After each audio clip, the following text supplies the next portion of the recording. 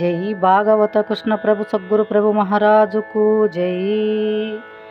జై అనుభవానంద సద్గురు ప్రభు మహారాజుకు జై. జై అభయానంద సద్గురు ప్రభు మహారాజుకు జై. భాగవత కృష్ణ ప్రభు స్వాములు వారు రచయించిన శక్తిద్వయ నిరాసకంబైన శుద్ధ నిర్గుణ తత్వ కందార్థ దరువులు సభా విజ్ఞాపన 1వ కందార్థము. జనులార జనన మరణములను దొలగంద్రోయుజాలు లక్షణయుతమై వినువారికి కనువారికి తనలా విరిగించు దీన్ని తప్పక వింటే అప్పుడే వారాలెప్పుడు గంటే కనుక వినబుద్ధైతే వినుడి చదివేదా మీకే కనుగోన మనసైతే కనుడి పుస్తకమంతా తప్పక వింటే అప్పుడే వారాలెప్పుడు గంటే. జై సద్గురు. జై సద్గురు. శ్రీ నిజగురు అనుభవానందాయ నమః.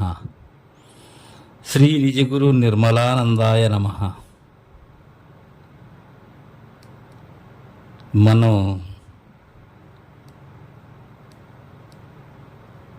శ్రీమద్ రాజాదిరాజ రాజయోగీంద్రులైన శ్రీమద్ భాగవత కృష్ణ ప్రభుదేశికేంద్రుల వారిచే విరచితంబైన శక్తిద్వయ నిరాసకంబైన శుద్ధ నిర్గుణ తత్వ కందార్థ దరువులు ఇందు సభా విజ్ఞాపనలో మొదటి కందార్థము. కృష్ణప్రభు దేశికేంద్రుల వారు ఈ కందార్థములు వీటికి పేరు ఏమి పెట్టారంటే శక్తిద్వయ నిరాసకంబైన శుద్ధ నిర్గుణ తత్వ కందార్థ దరువులు అని పెట్టారు. వారు రచించేటువంటి శివరామ దీక్షిత సిద్ధాంత పద్ధతిలో భ్రాంతిరహిత విధానాన్ని ఆసక్తి కలిగినటువంటి వారికి తెలియచేయ సంకల్పించి గురుసేవగా వారి గురుదేవులైన శ్రీమద్ పరశురామ సీతారామ స్వాముల వారిని వారి హృదయ కమలమునందు అధిష్ఠింపచేసుకొని వీటిని మనకు అందించారు. ఇది మన పుణ్యోదయం. శక్తిద్వయ నిరాసకము అంటే 2 శక్తులు, ఆవరణ శక్తి, విక్షేప శక్తి. వీటి రెంటిని నిరసన చేసేటువంటిది. ఆత్మ అనాత్మల నిరసన, నేను మేనులు అనే ద్వంద్వముగా ఏదైతే తోపింపబడుతూ ఉన్నదో వాటిని నిరసన చేసేటువంటిది. ఇది ఏంటిది? శుద్ధ నిర్గుణతత్వం. నిర్గుణతత్వం అనలేదు, శుద్ధ నిర్గుణతత్వము అన్నారు. అంటే సగుణ నిర్గుణములు కాదిది, వ్యక్తావ్యక్తములు కానిది. శుద్ధ నిర్గుణం, ఏ గుణము లేనటువంటిది. ఒక్క మాటలో చెప్పాలంటే మార్పు చెందనటువంటిది. అలాంటిది ఈ కందార్థ గ్రంథం.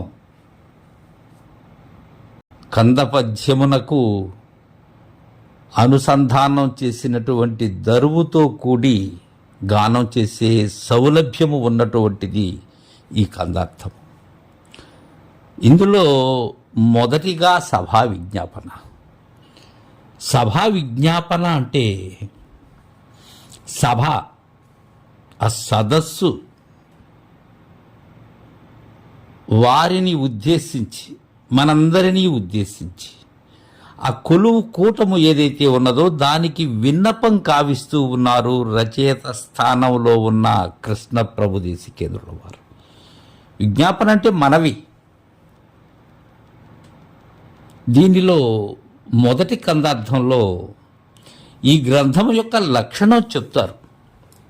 దీని గొప్పతనం ఎలాంటిది అనేటువంటి విషయాన్ని చెప్తారు.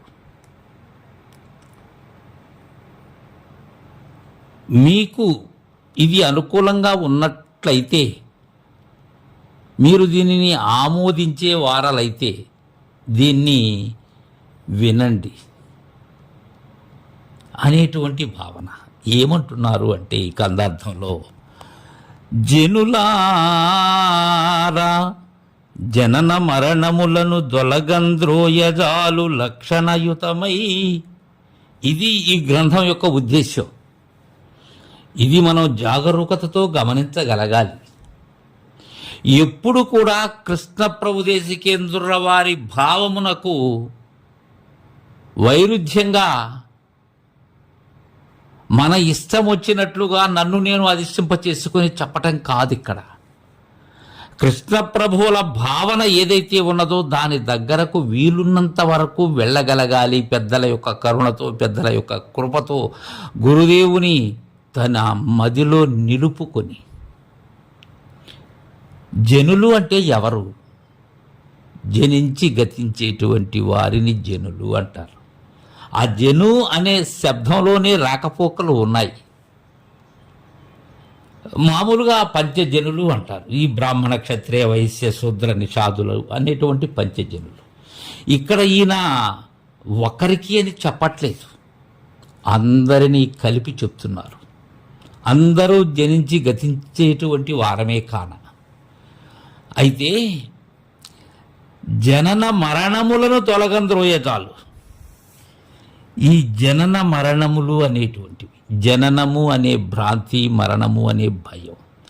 ఇంతకు జనన మరణములు ఏవి? మనము ఎలాగూ మన తల్లిదండ్రుల యొక్క కలయికతో శుక్ల రూపమైనటువంటి తండ్రి నుండి శోణిత రూపమైనటువంటి మాతృగర్భంలోనికి వచ్చి ఒక బిందు రూపాన్ని దాల్చాం. దాల్చిన తరువాత ఆ తల్లి గర్భాలయంలో ఉండి వెలుపలికి వచ్చాం. ఎలాగో జరిగిపోయింది జననం. జననము వచ్చినది కాన మరణం అనేది తథ్యం. పుట్టేది ఎందుకోసం అంటే మరణించేందుకే, ఇంకేమీ కాదు. అలాంటి జనన మరణములను తొలగించేటువంటిది అంటున్నారు. జరిగిపోయాయి కదా, మరలా వాటిని తొలగించేది ఎలా? జరగబోతూ ఉన్నది మరణం, జరిగిపోయినది జననం. రెంటికి కూడా నీ యొక్క ప్రమేయమే లేదు. కానీ నా ప్రమేయంతోనే జరుగుతున్నది ఈ జననం. ఈ సంకల్ప వికల్పములు నిరతము జనన మరణములాగా వచ్చిపోతూ ఉన్నాయి, రాకపోకలుగా సాగిస్తూ ఉన్నాయి ఈ భ్రాంతి భయాలు.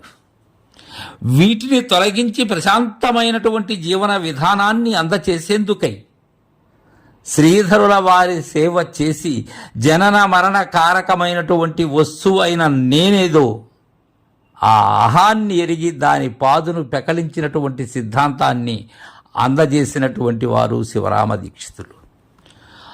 వారి యొక్క బోధను కందార్థ రూపంగా ఆ పద్ధతిని ఎరిగింపచేస్తూ ఉన్నారు కృష్ణప్రభువులు.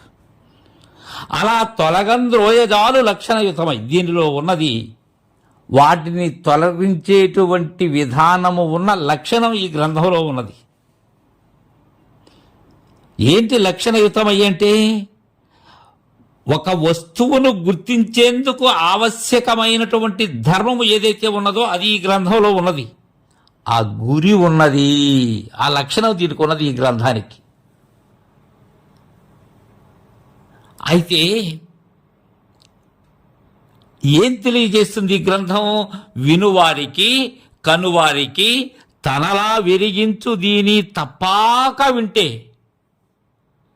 ఎవరైతే అయ్యలారా నేను చదువుతూ ఉంటాను, ఆ వినేటువంటి ఆసక్తి మీకు ఉండాలి. అలా సృజనులై వినేవారికి, ఏదో శ్రోత్రేంద్రియము ఉన్నది అని వినటం కాదు, నేత్రముతో వినేటువంటి విధానాన్ని తెలిసిన వారికి, అంతరంగంతో వినేవారికి, అలానే కనువారికి విన్నది ఏదైతే ఉన్నదో అది ప్రత్యక్షం చేసుకోవాలి, దాన్ని నేను దర్శించాలి అనేటువంటి భావన ఉండాలి. అలాంటి వారికి తనలా వెలిగించు. ఈ గ్రంథం వారికి ఏం తెలియజేస్తుంది? గ్రంథంలో ఉన్న లక్షణము ఏదైతే ఉన్నదో తన లావును, తన గొప్పతనాన్ని, తన ఘనతను, తన తోరమును ఎరిగింపచేస్తుంది ఈ గ్రంథం. తనలా వెలిగించు. ఎప్పుడు? దీని తప్పాక వింటే. తప్పాక వింటే అంటే తప్పకుండా వినమని కాదయ్యా. భాగవత కృష్ణ ప్రభువులు ఏం చెప్తున్నారంటే తప్పాక వింటే అంటే తదేక దృష్టితో. ఇక్కడ ఏకదృష్టి ప్రధానం, రెండు నేత్రముల దృష్టి కాదు ఉండవలసినది. తదేక దృష్టి, గురి తప్పని దృష్టి ఉండాలి. చెలింపక, అది తప్పాక అంటే. శ్రద్ధతో దీనిని విడవకుండా ఎవరైతే వింటారో అప్పుడే వారెప్పుడూ కంటే అలా తదేక దృష్టితో ఆ గురిగాంచిన వారికి వారు ఎప్పుడూ దానిని దర్శిస్తూనే ఉంటారు. వారు అలా దర్శించి గ్రహించి లీనమయ్యే ఉంటారు. ప్రత్యేకంగా జరగనవసరం లేదవి. ఎప్పుడైతే చెలింపక వినేటువంటి వారలు అప్పుడే వారలు ఎప్పుడూ గంటే. కనుక వినబుద్ధి అయితే వినుడి, చదివేదా. మీకు వినేటువంటి ధీరత ఉన్నట్లయితే, ఆ నిశ్చయం కలిగినటువంటి వారైతే వినండి, లేకపోతే వినకండి. ఇక్కడేమీ మొహమాటం లేదు. కనుక వినబుద్ధి అయితే, మీకు ఆ నిశ్చయం ఉన్నట్లయితే, వినాలి అనేటువంటి భావన మీలో మొలకలు ఎత్తినట్లయితే, అది అంకురం దాల్చినట్లయితేనే వినండి. నేను బ్రతిమలాడటం లేదా ఎలారా? మీకు వినే బుద్ధి ఉంటే వినండి. వినబుద్ధి అయితే వినుడి, చదివేదా. అది నా పని, అది మా గురుదేవుల యొక్క సేవ. అది మీకే కనుగొన మనసైతే కనుడి పుస్తకమంతా. విన్న తరువాత మీకే కలగాలి. ఏమని? ఇది దర్శించినటువంటి వారి జీవనం వ్యర్థమని మీకు అనిపించి దీన్ని దర్శించాలి అనేటువంటి మనసు కావాలి మీకు. ఆ వినే మనసున్నప్పుడు ఈ కనాలి అనే మనసు కూడా దానంతటా అదే ఉత్తేజం పొందింపచేస్తుంది. అప్పుడు పూర్ణ మనస్సు అయి ఉంటుంది. అది కనుగొనేటువంటి మనస్సు ఏ మనస్సు? చంచలమైనటువంటి సంకల్ప వికల్పములతో కూడిన మనస్సు ఎలా కనుగొంటుంది? పూర్ణ మనస్సు అయినప్పుడు మాత్రమే. పూర్ణ మనస్కులైన వారికి అంటారు సిద్ధాంతకర్త. అప్పుడు కనుడి పుస్తకమంతా తప్పాక వింటే. అలా కనుగొన మనసైతే కనుడి పుస్తకమంతా తప్పాక వింటే. ఈ పుస్తకమంతా కూడా చెలించకుండా వినేటువంటి నైజం మీలో ఉండాలి అయ్యలారా. అప్పుడే వారాలెప్పుడూ కంటే పుస్తకమంతా మీరు ఆశాంతము కూడా 1 నుండి 292 వరకు కూడా వినవలసినటువంటి ధర్మం మీ మీద ఉంది. అలా అయితేనే తన గొప్పతనాన్ని ఈ గ్రంథం ఎరిగింపజేస్తుంది. లేకపోతే వృధా, మీ సమయము వృధా, నేను చదవటము వృధా. అయితే వినేటువంటి వారికి, విన్నదాన్ని కనాలి అనేటువంటి మనసు ఉన్నవారికి మాత్రం భ్రాంతి అనేది రహితమవుతుంది. సంశయం అనేది ఏనాటికి దరి చేరదు అని ప్రారంభంలోనే విజ్ఞాపన కావిస్తూ హెచ్చరిస్తున్నారు కృష్ణ ప్రభు దేశికేంద్రుల వారు. జై సద్గురు.